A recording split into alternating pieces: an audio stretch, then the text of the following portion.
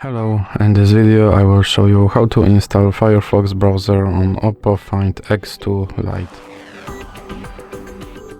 So you have to start with opening your Google Play Store.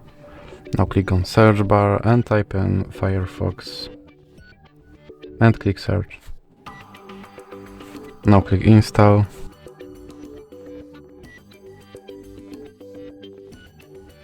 And click open.